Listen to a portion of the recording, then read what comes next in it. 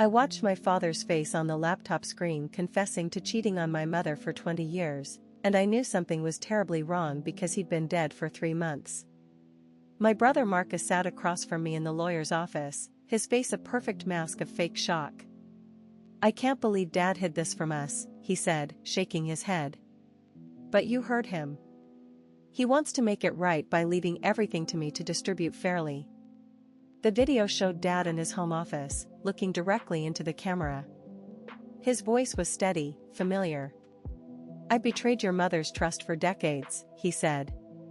"I've hidden money, had affairs, lied about everything. Marcus has always been the responsible one. I'm leaving the house, the business, everything to him. He'll take care of everyone."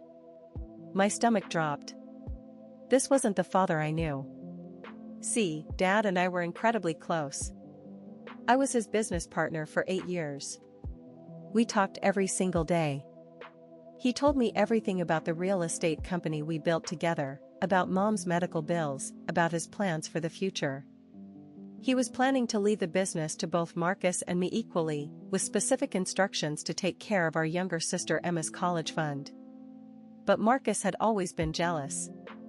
While I worked 60-hour weeks alongside Dad, Marcus bounced between jobs, borrowed money constantly, and showed up to family dinners just long enough to ask for cash. Dad loved him but worried about his responsibility level. Now suddenly there was this video confession, and a new will dated just 2 weeks before Dad's heart attack.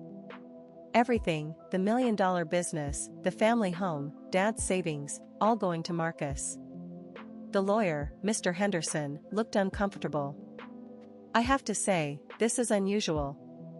Your father came to me with this video and insisted on changing everything. But he seemed different. Agitated." I studied the video again. Something felt off about Dad's eye movements. The way his mouth moved. "Can I get a copy of this?" Marcus jumped in fast. "Why?" "You heard what he said." That night, I couldn't sleep. I kept thinking about Dad's last conversation with me, 3 days before he died. We were planning a client meeting for the following week. He'd mentioned wanting to update his will soon, but to make sure Emma's education was fully funded. He'd never said a word about affairs or guilt or giving everything to Marcus. I called my college roommate Sarah, who works in tech forensics for a law firm. "I need you to look at something," I said. "And I need you to be completely honest with me." She analyzed the video for 2 days. When she called me back, her voice was grim. "Jen, this is a deep fake. A really sophisticated one, but the facial mapping has tells. The eye movements don't sync properly with the words at 3 specific points. The voice pattern matches your dad's rhythm, but there are micro glitches in the audio layering." My hand shook as I held the phone. "Are you absolutely certain?" "I'd stake my career on it. Someone used high-end AI software and probably hundreds of hours of your father's recorded voice and video. This took serious planning." The betrayal hit me like a physical blow. Marcus had spent months creating this fake confession. While I was grieving our father, he was stealing everything Dad had worked for. Everything Dad wanted to leave to protect our family. I hung up and screamed into a pillow until my throat was raw. For 3 days, I couldn't function. I called in sick to work. I couldn't eat. The man I'd trusted my entire life had betrayed Dad's memory and stolen my future. Our future. Emma would have nothing for college. Mom would lose the house. But on day 4, my grief turned to rage. Then my rage turned to strategy. I remembered Marcus bragging at Dad's funeral about his new expensive car, his upgraded apartment, his sudden confidence about money. He'd been planning this for months, maybe years. Waiting for Dad to die so he could execute his sick plan. I started gathering evidence. I found Marcus's browser history on Dad's old computer. He'd been researching deepfake software for 8 months.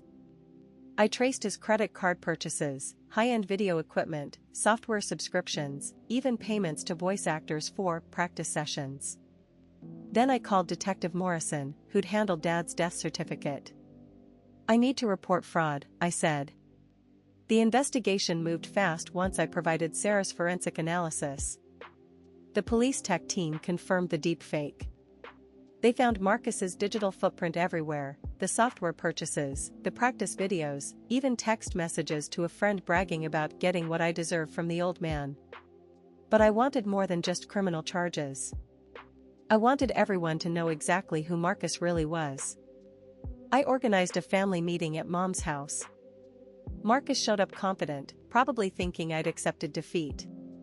I'd invited aunts, uncles, cousins, everyone who'd been at the funeral praising Marcus for being such a responsible heir.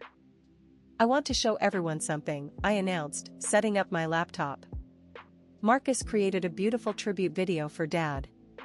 His face went white. "Jen, what are you?" I played the real video. Not Dad's fake confession, but the screen recording I'd made of Marcus's practice sessions, which the police had recovered from his cloud storage. 20 minutes of Marcus perfecting Dad's mannerisms, practicing the fake confession, laughing about the old fool and how easy it would be to steal everything. The room went dead silent. Then the shouting started. Marcus tried to run, but my uncle blocked the door.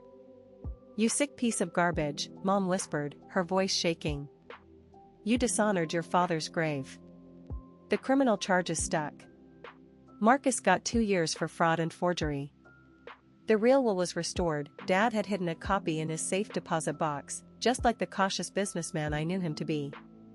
The business, the house, everything went back to his actual wishes.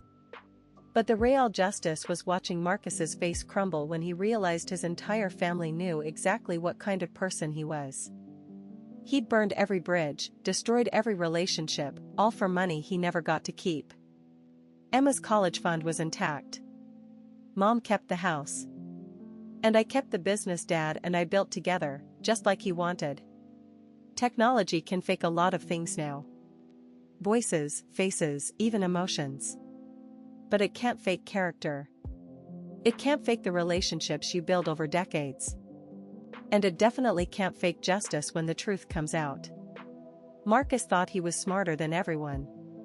He forgot that the same technology that helped him lie would eventually expose his lies. Have you experienced something like this? Tell me in the comments.